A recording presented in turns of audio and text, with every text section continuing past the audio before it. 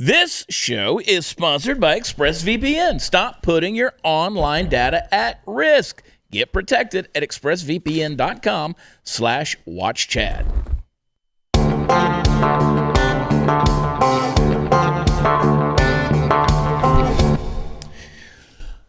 It is party time, Mom. It is. Whether you feel like partying or not, Tuesday night, Studio 22, the mothership, Puppet Master, and Candice, the queen. Do you feel like a queen, Candice?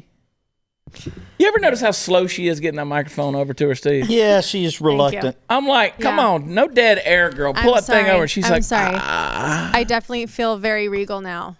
My mother got onto me over this past weekend. She said that I got to quit putting you on the spot. I'm like, I adore your mother. When is she going to be on the podcast? Yeah, well, we got to get her out. You got to get her out, build her immune system up. You're going to have to go pick her up and drive her here. Yeah, she keeps saying she's coming to Texas as soon as she can fly. And I'm like, oh, come on, lady. You want me to go get her? Yeah. It costs you a little more than an airline ticket. I want her to stay home right now. That's what she needs to do.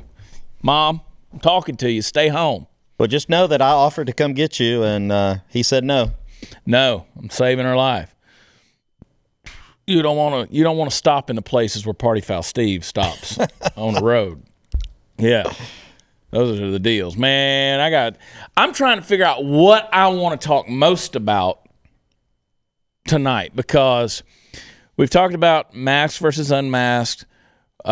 We've talked about the killer pandemic of 69. I'm going to revisit some of these topics that we've talked about in the past, but there's more to it now that's going on. Things like the Believe All Women deal, tuition-free college. This stuff, it's interesting with all of this stuff going on with the coronavirus. All this stuff's rising to the top. All of these little social justice issues are rising to the top. Do you see the folks in New York that are in the park and they're in their circles? Like, you can go to the park, but they've got these circles drawn on the ground. I wish I could say yes, I did, but I don't watch. I kind of shut down watching the news the last few days. I don't watch the news. I just read stuff. But, I mean, I saw the pictures. I mean, I get stuff sent to me times 1,000 a day. No kidding. But I happen to see it in a news article. These people are all you got to do is get on the email list for blaze.com. Oh, I'm on it. And they'll send you the news articles every day. Anyway, that's or just make sure you're following Watch Chad Prather. You'll get the links that are on there. But I'm like, apparently they believe in borders now. You know, they're drawing them on the ground. So like build a wall. Yeah, I got to sneeze. Do it, Corona. I don't think that's a symptom. I don't think that's sneezing. One of the weird symptoms, and I've got like family members who are like way overboard taking this thing serious. Like, they won't get around anybody. They're all masked up, gloved up everywhere they go. I've got family members back home. I mean, they're like serious about this thing. I mean, they are living in fear, right? I'm not making fun of them. To each their own. You do your thing, right? But I'm sitting here and I'm reading some of the symptoms of this coronavirus. Like, when your breathing starts to shut down, you kind of go into like a euphoric, not euphoric, but you don't think anything's wrong. But I heard some doctors say they were putting people on a ventilator, and they technically, what their lung capacity and everything that was going on because of the inflammation from the coronavirus, it was not life-sustaining. But they were sitting there on their phone while he was putting them on the ventilator, because you're not feeling the symptoms of what's going on. It's a weird little virus that's going on here, folks. So what you're saying is that they're not being able to breathe, but they don't know it? Yeah. I mean, there's cases of that, because that's the thing. You can let it progress because you don't even know anything's wrong. I'm just going to mask up. I'm just going to start gloving up, masking up, spraying down. I'm going to do all that. I only put a mask on when I want to have fun, make fun. When you know? get freaky, put When a I get watermelon on your head. Yeah, that kind of Hey, thing. listen, technology, it's improved just about everything. Phones, cars, shopping, yet mattresses have been more or less the same since the invention of sleep. You know it's true. You deserve better. Finally, the mattress has evolved thanks to Purple. The secret to Purple is the Purple Grid. It's a patented comfort technology that instantly adapts to your body's natural shape and sleep style. Purple is for every body, no matter how you sleep. Purple is designed with over 2,800 open air channels and natural gel. So you're never going to get too hot. You're never going to be too cold. The Purple mattress is soft where you want it, firm where you need it, comfortably cool all over. It's truly a mattress that does it all. Listen, long before they ever became sponsors of the show, we were sleeping on a Purple mattress. Love it, love it, love it. I mean, there were these very expensive mattresses out there, and I kept saying, I like this one, and I have not regretted it one single night. Please share your thoughts and experience with the Purple product you have. What are you most impressed by? You can count on resting easy night after night, year after year, because the ultra-durable Purple Grid won't sink or lose shape. Purple's so confident in what they do, they're going to offer you a free shipping and return and a risk-free 100-night trial. So experience the next evolution of sleep. Go to purple.com/watchchad. Leave a review with them. You can use promo code WatchChad if you're purchasing a new Purple mattress. And for a limited time, you're going to get $150 off any Purple mattress order of $1,500 or more. That's purple.com/watchchad. Use promo code WatchChad for $150 off any mattress order of over $1,500 or more. Terms apply.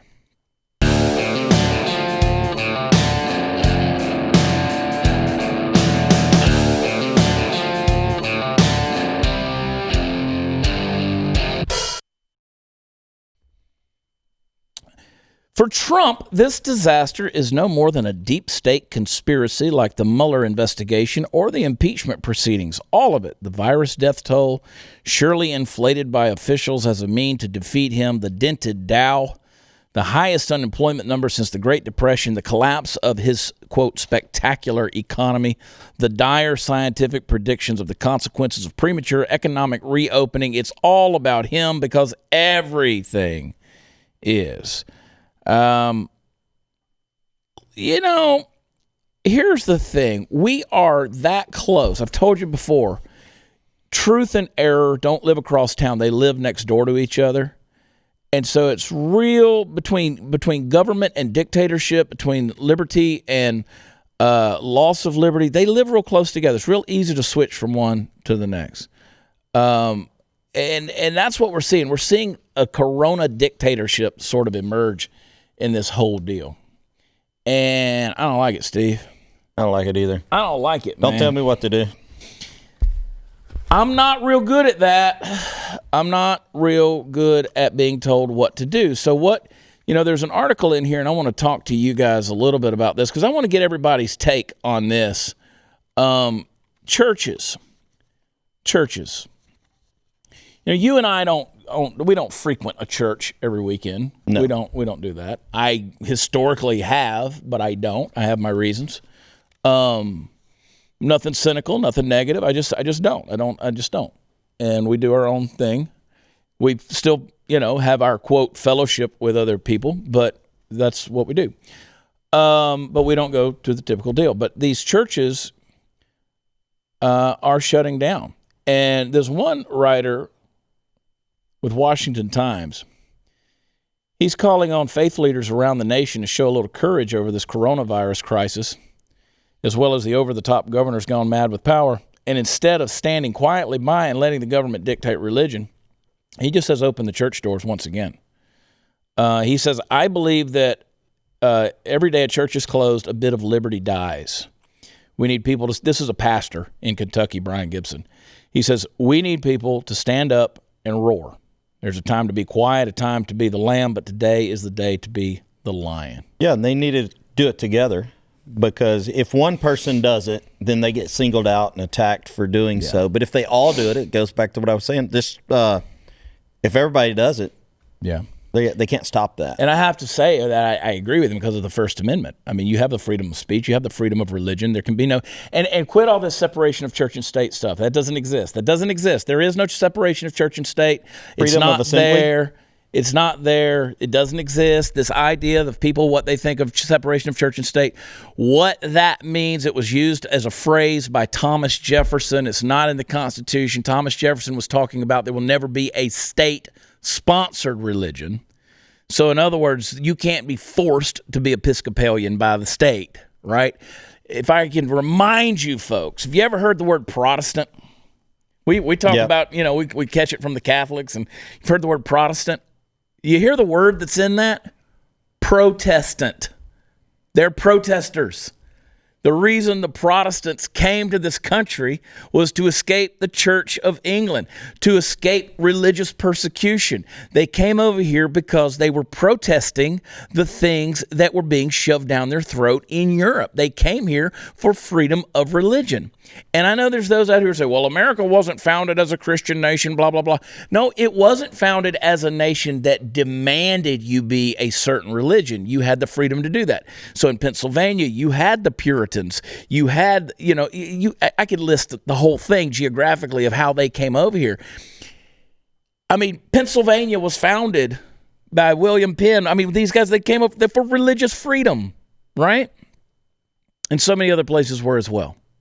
They're protesters. And now folks are just like, well, whatever the state tells us to do. You don't need government permission to go to church. I'm not asking people to go out there and voluntarily just look for some civil unrest. But my God, man. Well, and I'm like, just open your doors. People will come. You don't have to get out there and announce it. What is the government going to do? And that's the thing, Texas. Sunday I was driving past a church, and they were doing their thing, bringing the cars in, spacing everybody out, and going in there. Okay, that's great. If you're worried about it, don't go be around people. But the whole reason you go to church is because you don't operate under worldly fear. That and to assemble together. Yeah. So go assemble, or don't even get. It's. I mean that's the thing. You can go to the liquor stores. I've made more trips to the liquor store this month than I have church. I tweeted over the weekend. I said, why don't we just start having church in the Walmart? Yeah. Revival on aisle 5. Let's do this right there next to the beans. I mean, you can have children's church back there in the. I can guarantee you right now, Walmart's packed. Of course it is. Parking lot's Home packed. Depot Lowe's, is. Lowe's, all of them are. And you know what? On purpose, I have purposefully not set foot in any one of them in the last few months. None. You've had to because of necessity. I haven't set foot in one of those. That's because you make Jade go. Stores. No, I don't. Now, Jade might choose to go. Oh. I've gone to the grocery store. I go to City Market there in Burleson. That's my spot. Yeah, it is. They've had everything. I went in there. Yeah. You pay a little bit more, though. You pay a little bit more, but you know what? I'm happy to do that. Yeah. I'm happy to pay a little bit more for a local-owned business, mom-and-pop grocery store. I haven't set foot in the H-E-B. The first week the whole deal started and things started to shut down, we went to Kroger at like 10:30 at night. Mm-hmm. But since then, I have not set foot that I know of in one of those big box stores. Haven't done it. And it's not like a protest for me. It's just a principle of the thing. Like if you're going to shut it down, let's shut it down. I haven't been going to restaurants. They reopened the restaurants. I haven't been going. You know why? Because it's horse shit. Yeah. The whole thing is horse shit. And I don't need Mexican. I can make Mexican food. Yeah. I don't need to go eat on the border. Do you know what people are finding out at restaurants? They're going to the restaurant and they're like, the food doesn't taste the same. Well, there's two reasons. Because you hadn't had it in so long, you forgot what it tasted like. And because of product demand and supply, they've had to change some of the products they cook and prepare food with. Interesting. And so I haven't thought about that. Yeah. But it makes sense. I'm not going to name names, but we're like, this is okay, but it's not very good. And it used to be so great. What restaurant was it? Go ahead and name matter. it. Go ahead and name it. No. Come on. It's in Burleson. Does it rhyme with Schmapplebee's? No, I don't go to chain restaurants. Yeah. I don't go to those anyway. So it's a locally owned deal. Yeah, it's locally owned. So we'll leave that alone. I'm not going to. I thought you were talking about like a big chain. No, I don't. I thought it might rhyme with shillies. No, the hoarder. It rhymes with Texas brew something. And I was like, no. And they have good food. They do have they got a great menu really over there. Good menu and stuff. But it was just not the same. Gotcha. Yeah, that makes sense. But back to this church thing. And I know people that, again, I'm an extrovert. I love to be around people. But I don't, but I have purposefully chosen to not. You haven't even came over to my house. No, there's different reasons for that. Oh, okay. I've wanted to. I've had good intentions, Steve. I quit inviting. I know. Well, I just you have an open invitation. Honestly, okay, so let me be honest. Let me just be real transparent. Let me be real honest. Not about you, but just my life, okay? Everybody knows I deal with depression. I medicate myself for the depression. I deal with these things. And I will say that this whole scenario has affected me. It's affected me on a mental level, on a spiritual level. It's one of the reasons I started doing the Chad's Church thing on Sunday mornings, because I needed that for me to kind of keep myself accountable. And then you add in drinking wine or drinking beer or whatever, which is naturally a depressant too. So I've had to kind of eliminate any alcohol, not 100%, but not imbibing too much. But it's depressed me. And so you can come to my house and not drink. Oh, I know that. I mean, I have two or three people that do. It's been sort of like when I get home, like I'm home, and I'm just like, okay, I'm going to do stuff around here. And I get very lethargic because I've always said that men find their identity in their work and in their women, right? And if those two things get messed up, the man usually gets messed up. Yeah. And so we've lost a huge portion of what we do as work. Right. I mean, our lifestyle has been completely upended. I think that's kind of has driven me to do what I've done since this has been shut down. I mean, like motivated me to go, I'm going after this. I'm going to do this. Yeah. And it keeps me focused and I'm not going through that part of it. And that's a real thing. I have gotten things done that I would not have gotten done. I'll admit that had I not been in this situation. But your life changes. The people who called you for business on a daily basis, they don't call anymore. Which I'm kind of okay with that, really. The ones that are calling that are that say they're trying to copy, not copy. I don't even know. They're trying to do their thing. Yeah. And they're looking for advice on, well, how did you do this, and what do I need to do this, and there's a lot of that. And then the people who do call you, the people that you used to call up and talk about vision and purpose and planning and those kind of things, now they want to just bitch about the coronavirus. Yeah. And I'm like, I don't want to talk. I do enough bitching. I come in here and do that.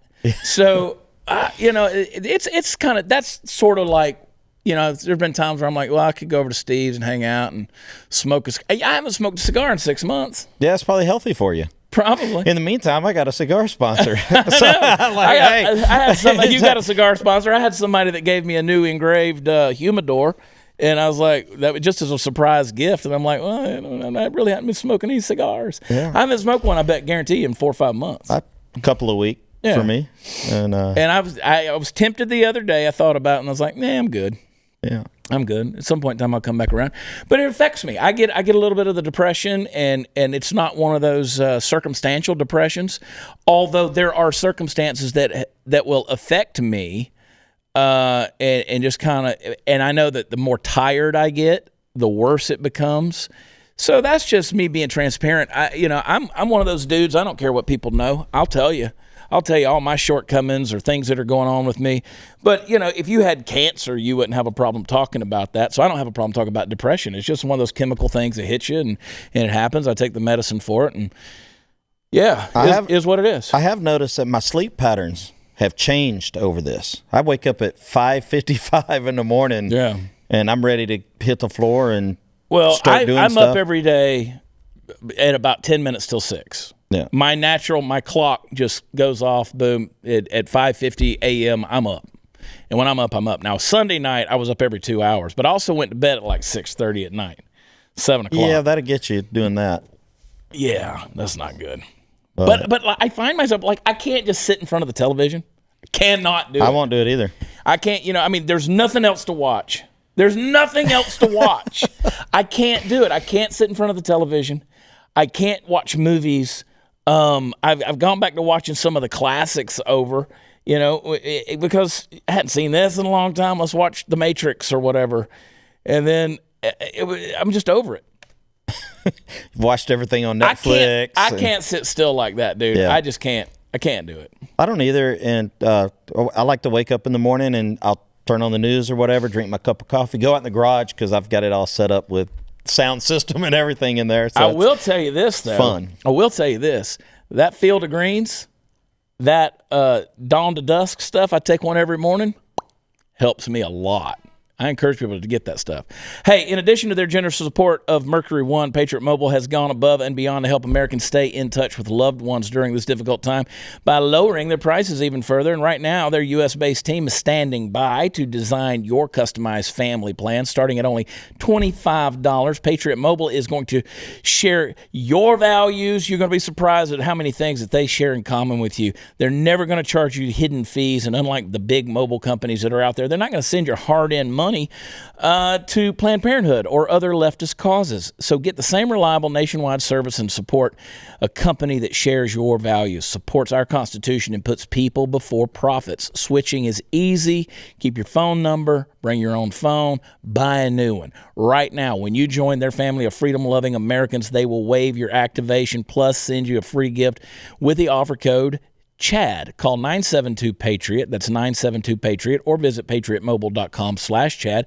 Get your customized family plan today, starting at just $25. 972-PATRIOT, 972-PATRIOT, or patriotmobile.com/Chad. Be right back.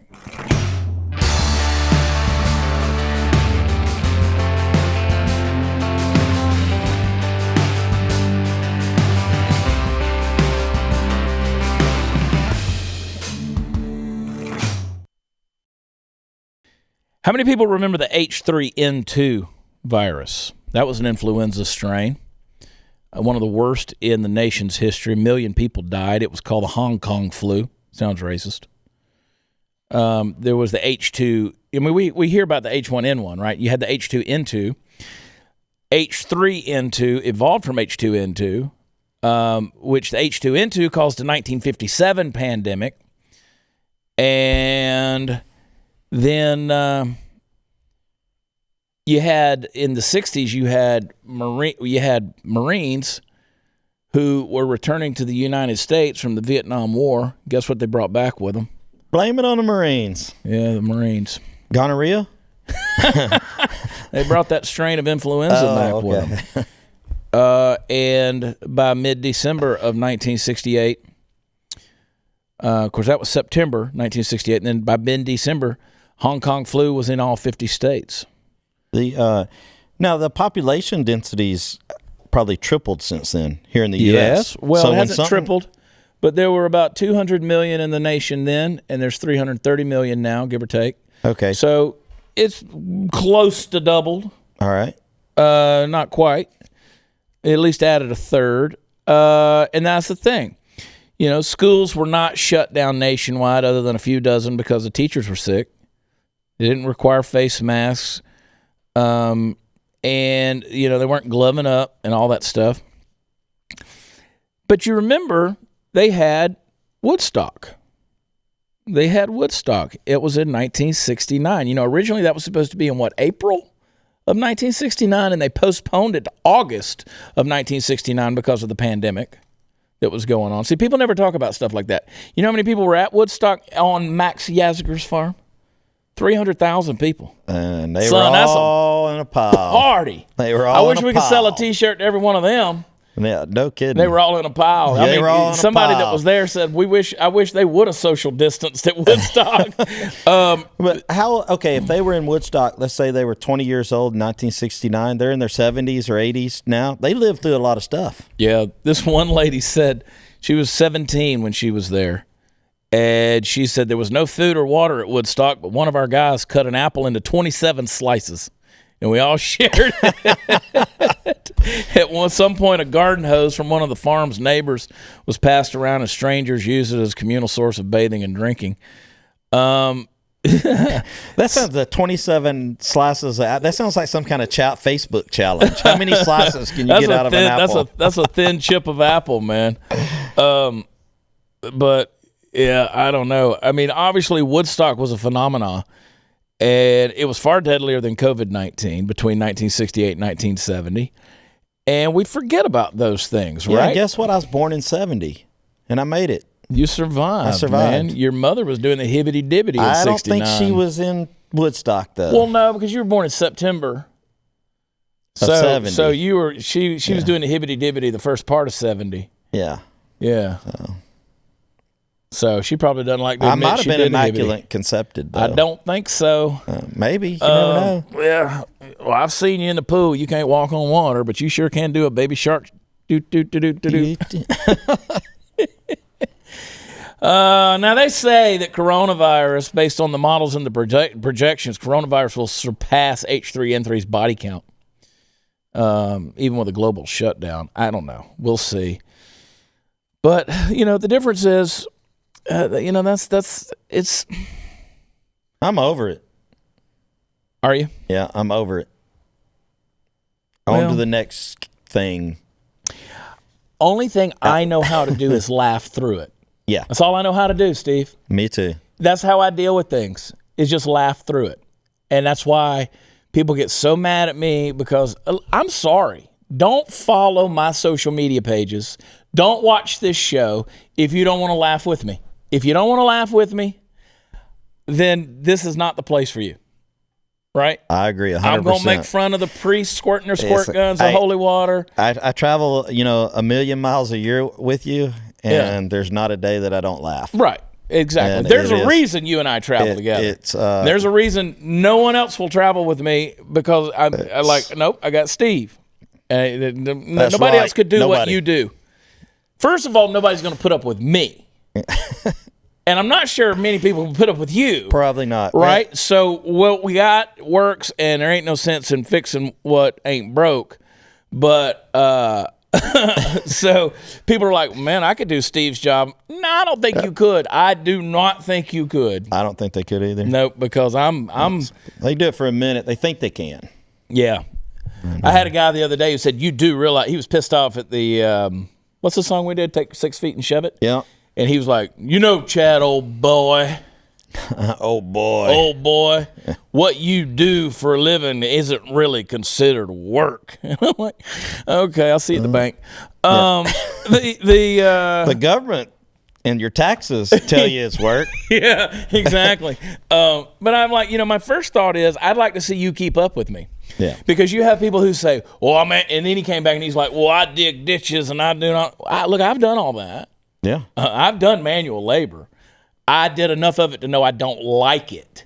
And let me also remind you folks that they don't pay you based on how hard you work in a situation like that. Or all these bricklayers out here would all be millionaires. Yeah, they would. Right? These concrete guys would all be millionaires. That ain't the person that's getting paid. Yeah. Okay, so is it fair? I don't know, and I really don't care. But I just knew that I had to. I knew that I was one of those guys. I was like, I ain't digging ditches for a living. No, I worked on drilling rigs for 6 years. I didn't want to do that the rest of my life. That was my family's business. So my brother owns that business now. I kept a brick on my desk in college because I knew that's what I was going back to if I flunked out.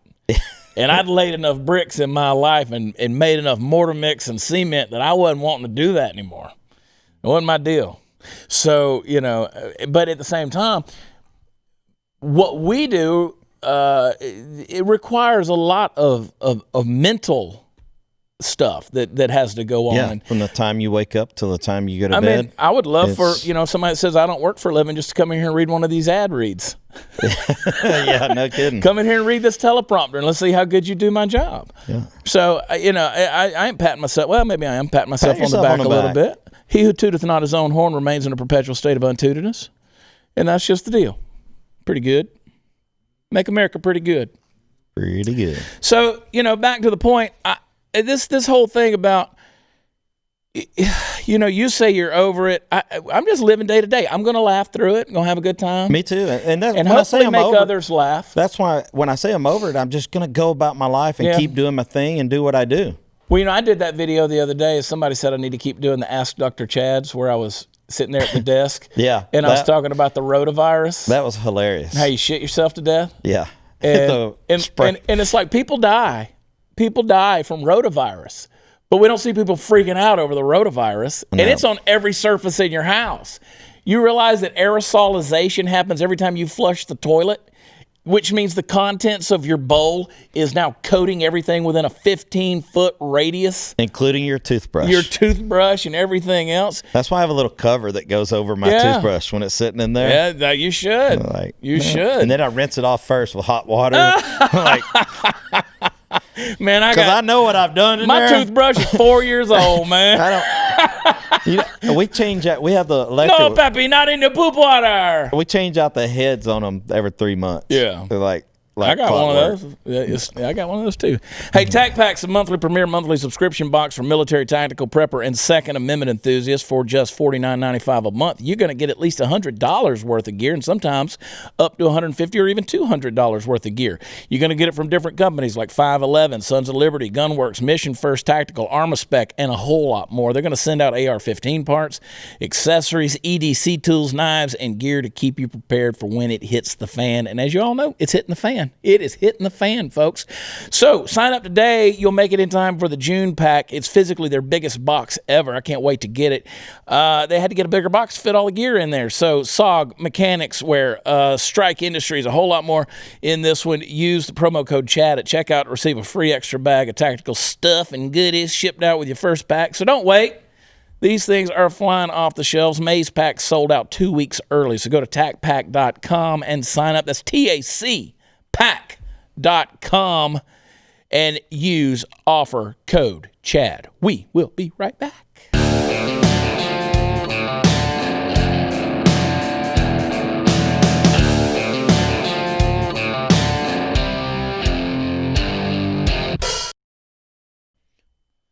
Pilly dog. Why are people on social media so at each other's throats? Because they're sitting around the house with nothing to do, or sitting at their office with nothing to do. Man, I truly can't. I think that this is going to soon be the postmortem of all comedy, all humor. People are really losing it now. I mean, people were already thin-skinned, right? They are. I know you, and I know you post some things on social media just to... Of course I do. Give them a little rib or a little thorn or something to grab hold of. Yeah. And then watch them start eating each other. Last Friday I posted something that I left on one page. I deleted it off of my political cowboy page. You deleted? I deleted within 10 minutes because I was like, I just don't have the energy today. And I have to, so my posts, I have the 4 pages. I know I have more than that, but the 4 main pages on Facebook, and I know what's going to go over how on each page because there's different followers, different types of followers, different demographics, different attitudes, right? So I put it on Political Cowboy, which tends to get a little more volatile, and I was like, I just don't want to die on this hill today. And it was my joke about if you think you're bored during shutdown and quarantine now, just imagine if you didn't have any arms. You wouldn't have anything to do. You couldn't wash your hands. You couldn't sanitize. You couldn't use all that toilet paper you've been hoarding. And it was just a random thought that I thought was funny, right? Oh my God, no, for everybody that's ever lost an arm. I mean, come on, people, come on.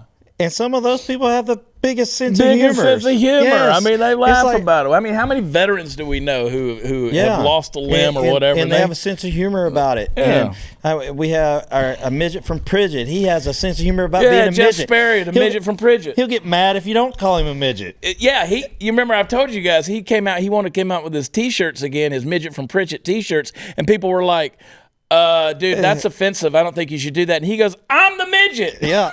It's I'm the midget. I can call myself whatever I want.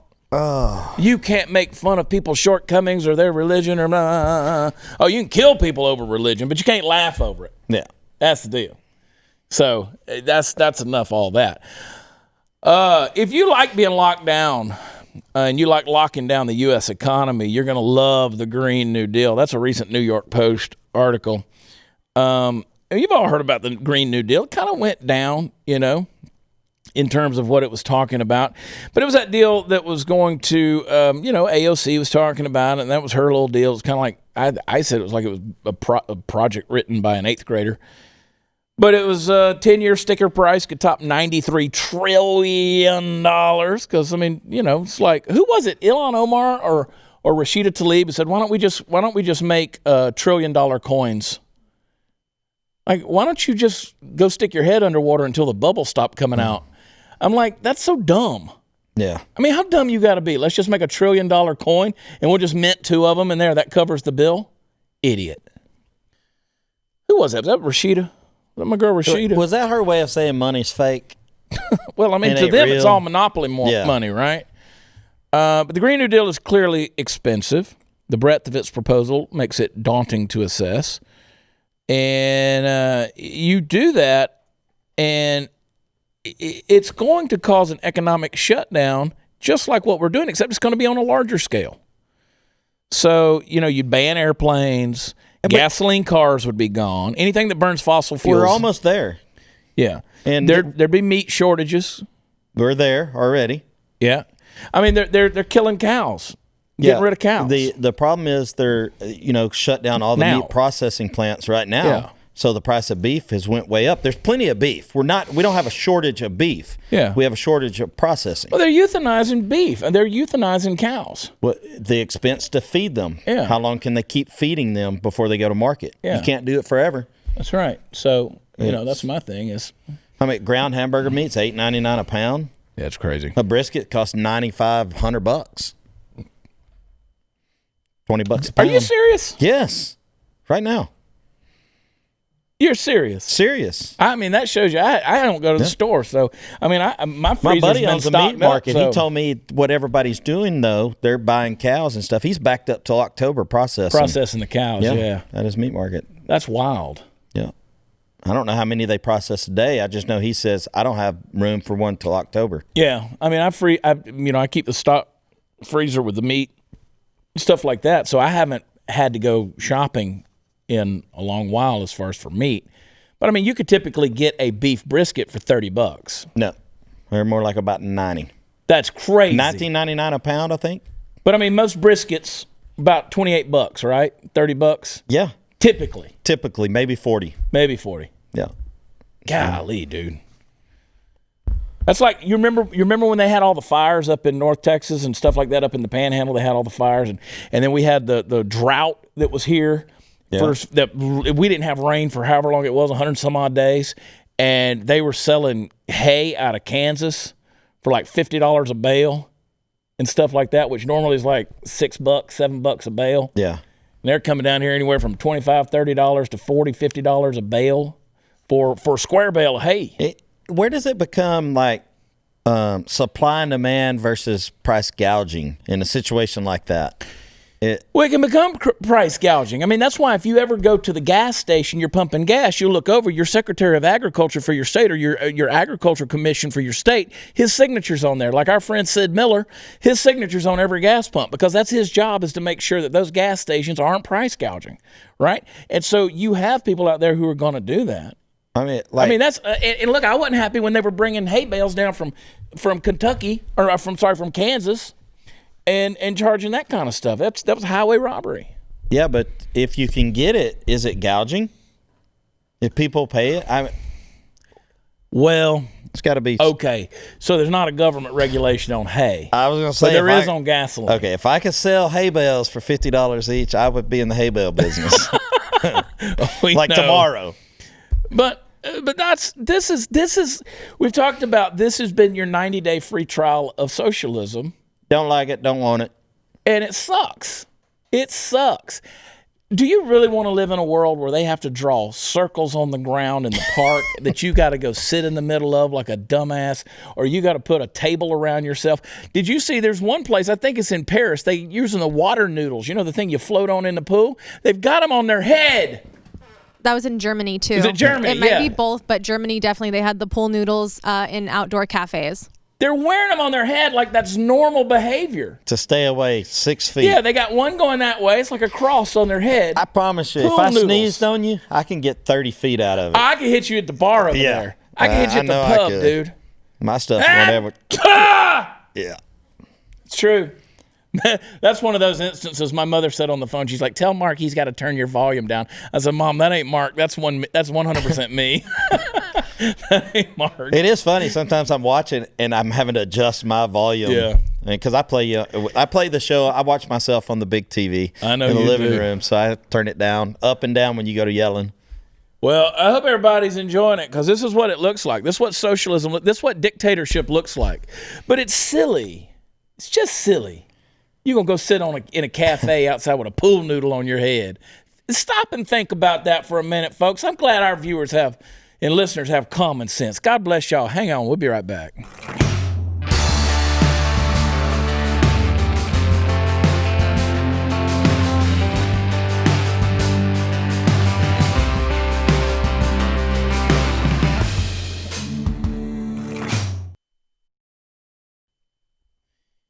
Yeah, buddy. I tell you what, I'm reading through this stuff.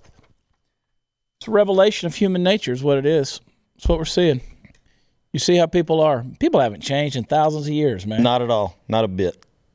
People, it's all about power. It's all about control. It's all about greed. We just do it a lot faster than we did 1,000 years A whole ago. lot faster.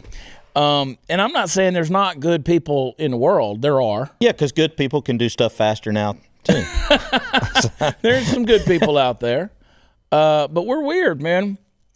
But people are at each other's throats, and they're just tearing each other apart. And it's a crazy, crazy thing. But then they come out with these things, these ideas that supposedly sound good, and I don't think they're good, right? I mean, like America's cities could house everyone if they chose to.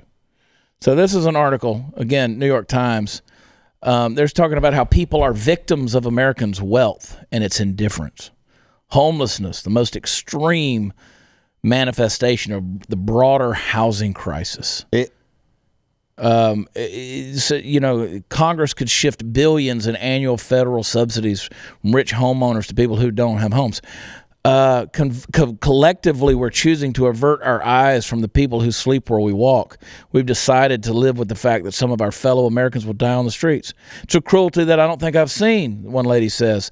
She's a reporter at the United Nations. Never seen anything like it. I've done outreach on every continent, one person says. But let me just tell you, if you did that, in a matter of 6 months, those people are going to be living on the street again. Yeah, your mental health or mental illness, drugs, all that kind of stuff, that's affected. That you could give them a home, and the next week they're not going to be there. A very small percentage of people are out there, and if you give them a hand up, it would make a difference in their life. But that's a very small percentage. You're talking about mental illness in this situation. They're going to be right back on there, and you can throw all the money you want to at them. You could shift those billions and throw it out there, but I'm telling you, you're just wasting the billions. That's what's going to happen. But see, now you say things like that, and people are like, "Well, where's your compassion?" No, I'm just telling you the truth. Yeah, we have a mental health problem. Try it. Anyway, I hope everybody's going over to blazetv.com and signing up. Go to blazetv.com/Chad. Get an annual subscription. Get all of the good stuff on Blaze TV. Go to watchchad.com. That's where the good stuff is. Click that little button, that little like button, the little thumbs up right there on your YouTube if you're watching us. And hit your little notification bell there on the Chad Prather page as well, so you'll get notified every time we go live. The Fact Pack is in effect. The Fact Pack, they're there every time. Right? They sure are. And also go over to Party Foul Nation, watch his shows. Check them out, Beer for Brunch. Hey, I love you guys. God bless you. I wish you nothing but the best. We will talk to you next time. Bye.